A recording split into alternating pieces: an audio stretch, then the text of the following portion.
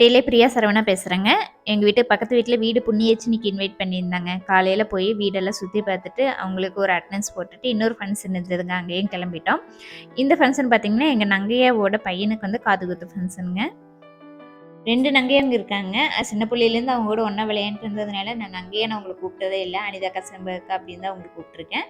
அதில் ஒரு அக்காவோட பையனுக்கு தான் இன்றைக்கி காதுகுத்து ஃபங்க்ஷன் வச்சுருந்தாங்க. அதுக்கு தான் நாங்கள் எல்லாருமே போயிருந்தோம். எங்கள் மாமா ஃபேமிலி அண்டு நாங்க, அப்புறம் என்னுடைய அண்ணா வந்திருந்தாங்க. எங்க அண்ணா எந்த ஃபோட்டோவுக்குமே சிக்கல. அங்கிட்ட போய் நின்னுட்டாங்க.